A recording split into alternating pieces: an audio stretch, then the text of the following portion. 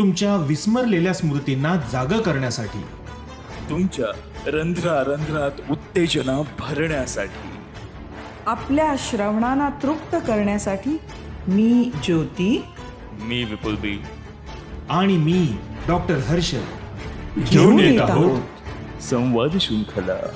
The journey of unspoken words.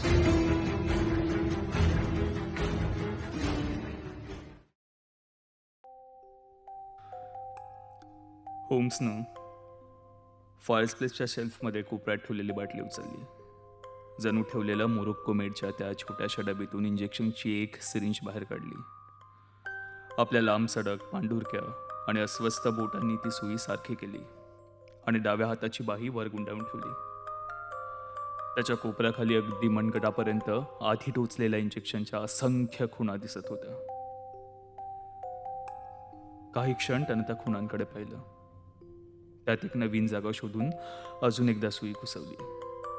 इंजेक्शनचा लहानसा पिस्तन दाबला आणि मग समाधानाचा सुस्कारा सोडत तो मखमली अस्तर लावलेला त्या खुर्चीत विसावला. गेले अनेक महिने मी हा दिवसातून प्रकार 3 वेळा पाहत होतो. पूर्ता गोंधळून गेलो होतो. दिवसेंदिवस मला त्याचा उबग येऊ लागला होता, पण ते थांबवू शकत नसल्यामुळे माझं मन मला खात होतं. होम्सला या सवयीपासून परावृत्त करण्याची शक्ती माझ्यात नव्हती, पण ते करण्यासाठी माझं मन वारंवार उचल मात्र घेत होतं. त्याचा सारा मोठेपणा, अनुभव, त्याच्या अंगचे अनेक असामान्य गुण यामुळे मला त्यात अडकवण्याचं धैर्य आणि अडवण्याचं धैर्य होत नव्हतं. पण त्या दिवशी दुपारी जेवणानंतर वाईन घेत असताना मात्र मला राहवलं नाही. आता उशीर करून चालणार नाही हे मला जाणवत होतं. मग होम्स, काय आज? मी विचारलं. मॉर्फिन की कोकेन? Cocaine 60% प्रमाणाचं solution. तूही घेणार थोडंसं? काही गरज नाही आहे, मी तुटकपणे म्हणालो. माझं शरीर अफगाणिस्तानमधल्या दगदगीतून अजून सावरलं नाही आणि त्यावर अजून अत्याचार झालेले मला परवडणार नाहीत. माझ्या तिखट प्रक्रियेवर त्याने केवळ स्मित केलं. कदाचित तुझं बरोबर आहे वॉटसन. याचा शरीरावर वाईटच परिणाम होतो, पण मनावर होणारा परिणाम मात्र कल्पनेच्या बाहेरचा आहे. कमालीची उत्तेजना मिळते. सारं कसं स्पष्ट दिसतं. पण कशाच्या बदल्यात? मी गंभीरपणे त्याला विचारलं. खरं विचार कर, तुझ्या म्हणण्यानुसार तुला यामुळे उत्तेजना मिळते आणि तू म्हणतोस तशी जागृतावस्थाही मिळते, पण ही एक जीवघेणी रासायनिक प्रक्रिया आहे. त्यांमुळे पेशींमध्ये विलक्षण उलथापालथ होते आणि कायमचा दुबळेपणा येऊ शकतो. तुलाही या परिणामांची कल्पना आहेच. सारा मृत्यूशी खेळ आहे.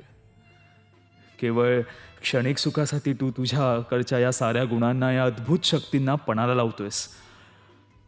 पण मी हे केवळ मित्र म्हणून बोलत नाही. तुझ्या आरोग्याची काळजी आणि जबाबदारी घेणारा डॉक्टर या नात्याने सांगतोय. होम्सवर माझ्या बोलण्याचा काहीही परिणाम झाला नाही. उलट त्यानं आपले बोटं जळवली आणि खुर्चीच्या हातावर कोपरा रेलली. त्याला वाद घालायची आता खुमखुमी आली होती. माझं मन, काही काम नसलं की माझं मन बंड करून उठतं. मला काहीतरी कोडं घाला, मनाला खाद्य द्या, अवघडात अवघड प्रश्न सोडवायला द्या, गहन अभ्यास करायला द्या. तो माझा प्राणवायू आहे.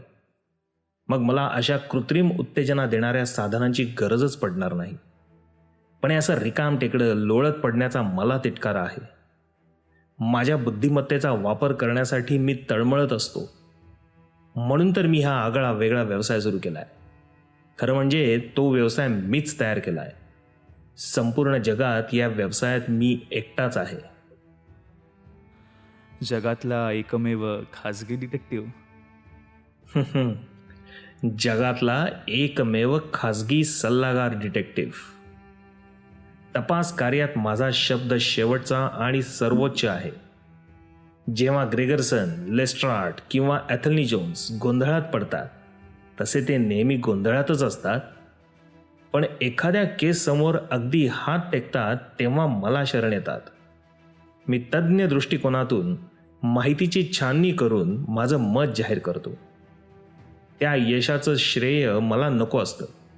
वर्तमानपत्रात माझं नाव कधीच जाहीर होत नाही. माझं काम, माझ्या असाधारण बुद्धिमत्तेचा वापर करण्यासाठी मीच शोधलेलं कार्यक्षेत्र हेच माझं सर्वात मोठं पारितोषिक आहे. जेफरसन होप केसमध्ये तूच याचा प्रत्यक्ष अनुभव घेतला आहेस. हो, खरंच. मी म्हणालो, माझ्या आयुष्यात मला ते प्रकर्षानं जाणवलंय. अ स्टडी इन स्कारलेट या नावानं मी त्याची नोंदणी करून ठेवली आहे. मी चाळलंय ते, पण तुझं अभिनंदन मात्र मी करू शकत नाही. कारण गुन्ह्याचा तपास ही एक शुद्ध शास्त्रीय प्रक्रिया आहे आणि ती तशीच असायला हवी. भावनांना कटाक्षाने लांब ठेवून ती मांडली गेली पाहिजे. पण तू तर तिला रंजकतेची डूब दिली आहेस, जणू काही एखादी प्रेमकथाच. प्रसिद्ध गणिती युक्लिडच्या 5व्या प्रमेयावर आधारित प्रेम कहाणी.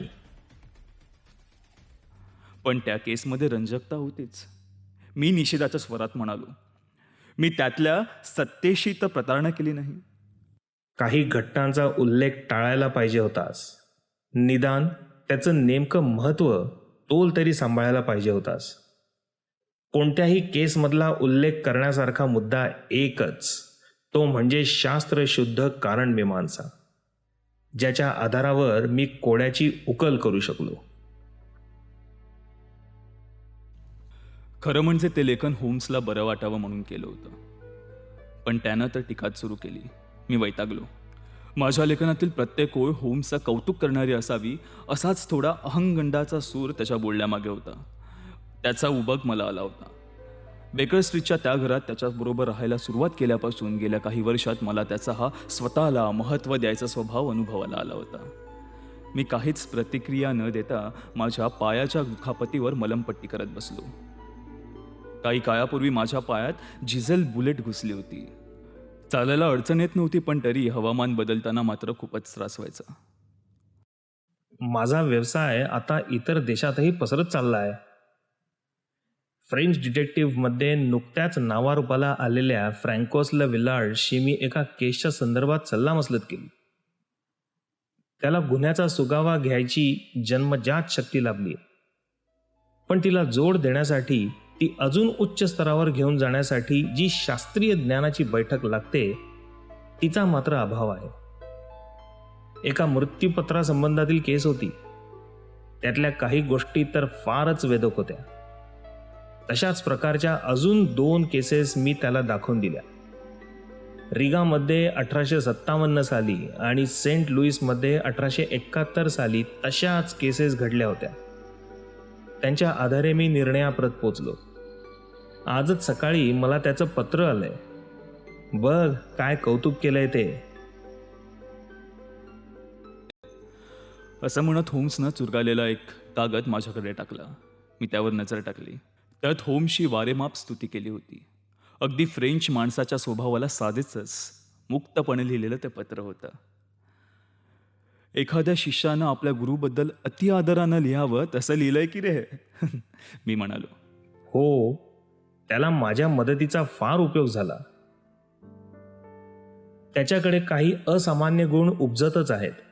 एक आदर्श डिटेक्टिव्ह बनण्यासाठी लागणाऱ्या 3 महत्त्वाच्या गुणांपैकी 2 तर त्याच्याकडे आहेतच. उत्तम निरीक्षण आणि अचूक तर्क. पण या दोघांना साधणारं ज्ञान मात्र यथातथाच आहे. पण कालांतराने तेही येईल.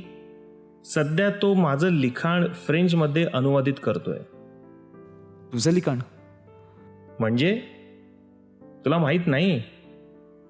माझ्या नावावर अनेक शास्त्रीय प्रबंध जमा आहेत, सगळे तांत्रिक विषयावर आधारित. उदाहरणादाखल एक सांगतो. वेगवेगळ्या प्रकारच्या तंबाखूच्या राखेचे त्यांच्या गुणधर्मानुसार अवलोकन. मी सिगरेट, पाईपमधील तंबाखू अशा 140हून अधिक तंबाखूंच्या प्रकारांचा अभ्यास मांडलाय. त्यात या तंबाखूच्या राखेमध्ये फरक दाखवणारी काही रंगीत पानंही आहेत. हा विषय गुन्हे तपासाच्या वेळी कायमच अग्रभागी असतो. बऱ्याचदा तर हाच मुद्दा गुन्हेगारापर्यंत पोहोचवण्याचा महत्त्वाचा धागा असतो. म्हणजे बघ, जर एखादा खून करणारा माणूस लुंका ही भारतीय तंबाखू ओढणारा आहे असं निश्चितपणे कळलं तर त्याला शोधून काढणं किती सोपं होईल. एखादा पक्षी जसा आकाशातून बघून त्याचं खाद्य आणि कचरा यांच्यातला फरक नेमका ओळखतो, त्रिचनापल्ली तंबाखू आणि व्हाईट फ्लफ यांच्या राखेतला फरक कळण्यासाठी तसाच तीक्ष्ण अभ्यास लागतो. अशा सूक्ष्म अभ्यासाच्या बाबतीत तुझा हात मात्र कोणी धरू शकणार नाही, हे मात्र खरं, मी म्हणालो. कारण मी छोट्या गोष्टींचं महत्त्व जाणतो. माझा एक प्रबंध पावलांच्या ठशांचा मागोवा घेण्यासंबंधी आहे. प्लास्टर ऑफ पॅरिसचा वापर करून ते ठसे जतन कसे करायचे याबद्दलही मी त्यात लिहिलंय. वेगवेगळ्या व्यवसायांमधल्या माणसांच्या हातावर त्यांच्या व्यवसायाचा काय परिणाम होतो याबद्दलचाही माझा प्रबंध आहे. घरावर कौल शांकारणारे, खलाशी, खाटीक, छापखान्यातले जुळारी, विणकर, सोनार या सगळ्यांचे हात वेगळे असतात. त्यांचा शास्त्रीय अभ्यास डिटेक्टिव्हसाठी फार महत्त्वाचा असतो. एखाद्या प्रेताची ओळख पटवायला किंवा खुन्याचा व्यवसाय ओळखण्यासाठी याचा खूप उपयोग होऊ शकतो. असो, मी तुला कंटाळा येईपर्यंत माझे छंद सांगत बसलोय. नाही, मी त्वरेने म्हणालो. मला यातच फार रस वाटतोय. मी तुझ्या ज्ञानाचा प्रत्यक्षात उपयोग होताना पाहिले आणि तेव्हापासून तर जास्तच. तू मगाशी निरीक्षण करणं आणि तर्क बांधणं यासंबंधी बोललास. या दोन्ही एकमेकांवर आधारित असतात. हो, पण प्रत्येक वेळी नाही. निरीक्षणानं मला एवढं कळू शकतं की आज सकाळी तू विगमोर स्ट्रीटवरच्या पोस्ट ऑफिसमध्ये गेला होतास आणि त्यातून तर्क असा निघतो की तू तिथून एक तार पाठवलीस. अगदी बरोबर, मी थक्क होत म्हणालो. तू म्हणतोस त्या दोन्ही गोष्टी तंतोतंत खऱ्या आहेत, पण त्या तुला कळल्या कशा हे मात्र मला समजत नाहीये. मी ते अगदी घाईघाईत केलं आणि कोणाजवळ बोललोही नव्हतो. अगदी सोपं आहे. हे एवढं चटकन समजेल की त्याचं स्पष्टीकरणही त्यापेक्षा मोठं होईल. पण त्यावरून तुला निरीक्षण आणि तर्क यातला फरक समजून येईल. निरीक्षण मला असं सांगतं की तुझ्या बुटांच्या तळव्यांना चवडा आणि टाचेच्या मधल्या खळग्यात लाल मातीचा घट्ट थर चिकटला आहे. विगमोर स्ट्रीट पोस्ट ऑफिसच्या समोर आत्ता रस्त्याचं काम चालू आहे. तिथे लाल मातीचा ढीग अशा पद्धतीने टाकला आहे की तो न टाळता ऑफिसमध्ये शिरताच येत नाही. आणि माझ्या माहितीनुसार अशी बांधकामाची लाल माती सध्या आणखी इतर कुठेच पडलेली नाही. इथवर होतं हे निरीक्षण आणि उरलेला सारा तर्क. म्हणजे मी तार पाठवली होती हा तर्क होता तर? ऑफकोर्स. मी सकाळपासून तुझ्या समोरच तर बसलोय की तू आज कोणालाही पत्र लिहिलं नाहीयेस हे मला माहिती आहे. तुझ्या टेबलवर स्टॅम्प आणि पोस्टकार्डचा गठ्ठाही आहे. मग तू पोस्ट ऑफिसमध्ये कशाला गेला असशील? बाकी सगळे पर्याय वजा होतात आणि उत्तर येतं तार करायला. हे तर सगळंच बरोबर आहे, मी म्हणालो. मी तुझ्या या विचार पद्धतीची अजून ताणून कडक परीक्षा घेतली तर रागावणार नाहीस ना रे? छेचे, त्यामुळे तर मला कोकेनचं दुसरं इंजेक्शन घ्यायची गरजच पडणार नाही. तुझ्या कोणत्याही प्रश्नाचं उत्तर मी आनंदानं देईल. कोणतीही समस्या सोडवायला आवडेलच मला. मी तुझ्याकडूनच ऐकलंय की कोणाच्याही दररोजच्या वापरातल्या वस्तूवर त्याचा स्वतःचा असा खास ठसा उमटतो. तपास करणारा तज्ज्ञ असेल तर त्याला हा ठसा मिळतोच मिळतो. हे माझं घड्याळ बघ, एवढ्यातच घेतलंय. हे आधी ज्याच्या मालकीचं होतं त्याच्या चारित्र्याबद्दल आणि सवयींबद्दल तू काही सांगू शकतोस का? खिशातून पॉकेट वॉच काढून मी त्याच्या हातात दिलं. देताना मला उत्सुकतेनं धडधडायला लागलं, कारण माझ्या मते हे अशक्य असंच काम होतं. त्यानं ते घड्याळ घेतलं, एकावर हातात धरून तुललं, त्याच्या डायलचं बारकाईने निरीक्षण केलं आणि मग ते मागून खुललं. त्याची कारागिरी तपासली, आधी नुसत्या डोळ्यांनी आणि मग भिंगाखाली. मग ते घड्याळ पुन्हा बंद करून परत माझ्या हातात देताना त्याचा विचार हरवलेला थोडासा खिन्न चेहरा. मला पाहून मात्र ते हसू आवरत नव्हतं. फार काही माहिती मिळू शकत नाहीये. हे घड्याळ एवढ्यातच स्वच्छ केलं गेलंय, त्यामुळे त्याच्यावरच्या बऱ्याचशा खाणाखुणा पुसल्या गेल्या आहेत. नाहीतर त्याचा मला उपयोग झाला असता. बरोबर आहे, मी म्हणालो. माझ्या हाती पडण्यापूर्वी ते स्वच्छ केलं गेलं होतं. होम्स आता सबबी सांगत होता. मी त्याला पकडलं होतं. त्या घड्याळावर अशा काय खाणाखुणा मिळणार होत्या. फार काही समाधानकारक नसलं तरी निरीक्षण अगदीच काही भाकट ठरणार नाही. तो छताकडे हरवलेल्या डोळ्यांनी पाहत म्हणाला, मी एवढं सांगेन की हे घड्याळ तुझ्या मोठ्या भावाचं आहे आणि त्याला ते तुमच्या वडिलांकडून मिळालं आहे. हे तुला घड्याळाच्या पाठीमागे HW असं लिहिलंय त्यावरून कळलं असणार. नक्कीच. W म्हणजे वॉटसन. हे घड्याळ 50 वर्षापूर्वीचं आहे. त्यावरची अक्षरही तेवढीच जुनी आहेत. म्हणजेच हे मागच्या पिढीतील बनलेलं आहे. अशा वस्तू वडिलांकडून मोठ्या मुलाकडेच येतात. मोठ्या मुलाचं नाव आणि वडिलांचं नाव बऱ्याचदा एकच असतं. माझ्या आठवणीप्रमाणे तुझे वडील जाऊन आता बरीच वर्ष होत आली आणि मग हे घड्याळ तुझ्या मोठ्या भावाच्या हातात आलं. अगदी बरोबर. आणि काही? तो अगदी गबाळ, बेशिस्त माणूस होता आणि निष्काळजी सुद्धा. आयुष्यात खूप चांगल्या संधी चालून आल्या पण त्यानं त्या घेतल्या नाहीत. बराचसा काळ गरिबीत काढला. मध्ये मध्ये काही काळ त्याची परिस्थिती चांगली होती पण शेवटी मद्यपानाने तो मरण पावला. एवढं तर मी सांगू शकतो.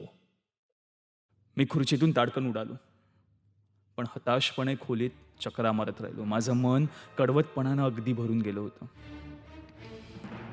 हे बरोबर नाही होम्स, मी म्हणालो. तू एवढ्या खालच्या पातळीवर येशील असं मला वाटलं नव्हतं. तू हे सारं घड्याळावरून सांगतोयस असं मी कसं म्हणू रे? माझ्या अभागी भावाचा इतिहास तू कधीतरी खणून काढलायस आणि अशा नाटकी पद्धतीने सांगतोयस की आत्ताच निरीक्षण करून तर्क बांधलायस म्हणे. तू थापा मारतोयस आणि हे सारं थोतांडय. माझ्या डॉक्टर मित्रा, दुखावला गेला असशील तर मला माफ कर. मी हे कोडं अत्यंत तटस्थ, तर्कनिष्ठपणे सोडवायला घेतलंय. पण ते तुझ्यासाठी एवढं क्लेशदायक असेल याचा मला विसर पडला होता. मी तुला हे शपथेवर सांगतो की हे घड्याळ हातात घेईपर्यंत तुला एक सख्खा भाऊ आहे हे देखील मला माहीत नव्हतं. पण मग तू ते सगळं कसं काय ताडलंस? आणि तू सांगितलेल्या साऱ्या गोष्टी तंतोतंत खऱ्या आहेत. ओह, काही भाग योगायोगाचेच आहेत. मी जेवढी शक्यता गृहीत धरली होती त्यापेक्षा अधिक गोष्टी बरोबर आल्या. माझ्या अपेक्षेपेक्षा खूपच जास्त. पण तो केवळ ढोबळ अंदाज नव्हता, हो ना? नाही, मी कधीच असे ढोबळ मनाने अंदाज बांधत नाही. मेंदूला तर्कसंगत विचार करण्याची सवय जडली आहे. ते ऐकताना तुला विचित्र, विस्मयकारक वाटतं, कारण तू माझी विचार साखळी बारकाईने बघत नाहीस. त्यातल्या छोट्या छोट्या गोष्टींवर बरेच निष्कर्ष अवलंबून असतात. उदाहरणच देतो. तुझा भाऊ अत्यंत निष्काळजी होता हे माझं सुरुवातीचं विधान. त्या घड्याळाच्या केसला खालच्या बाजूला तडा गेलाय. नुसता तडाच नाही तर अनेक ओरखाडे सुद्धा आहेत. असे ओरखाडे कधी उमटू शकतील? एका खिशामध्ये नाणी किंवा किल्ल्या अशा टणक वस्तूंबरोबर हे घड्याळ ठेवलं तरच. 50 गियान किमतीचं घड्याळ जो माणूस अशा पद्धतीने वापरतो तो निष्काळजीच असला पाहिजे. आणि वारसाने मिळालेल्या वस्तू अशा पद्धतीने वापरणारा माणूस निष्काळजी आहे हे सांगायला फार काही सखोलपणे विचार करण्याची गरज नाही. मी मान डोलावली. मला त्याचं म्हणणं पटत होतं. इंग्लंडमध्ये वस्तू गहाण ठेवून घेऊन कर्जाऊ पैसे देणाऱ्यांच्या ज्या पेढ्या आहेत ना, त्याची एक पद्धत आहे. घड्याळ गहाण म्हणून ठेवून घेताना खूण म्हणून ते घड्याळाच्या केसच्या आतल्या बाजूला आकडा कोरतात.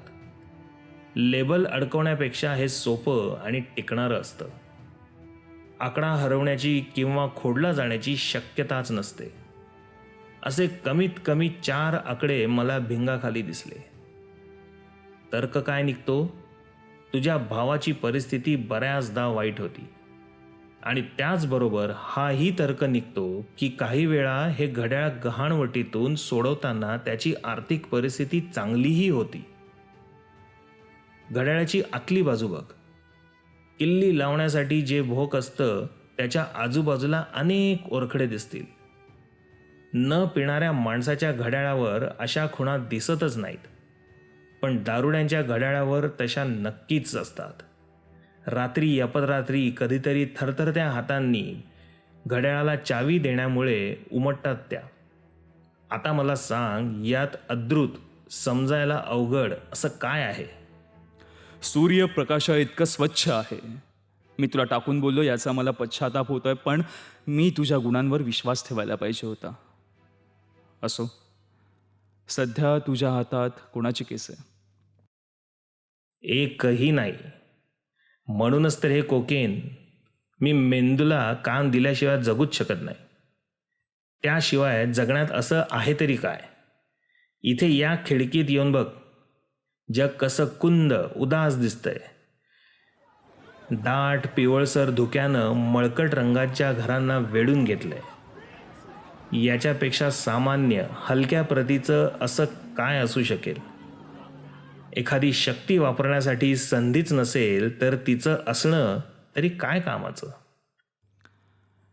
त्याच्या या उदासवाण्या टीकेचं उत्तर देणार तेवढ्यात दारावर टकटक करून आमची घरमालकीण मिसेस हडसन आली. तिच्या हातातल्या पितळाच्या चकाकत्या तपकटीत एक व्हिजिटिंग कार्ड होतं.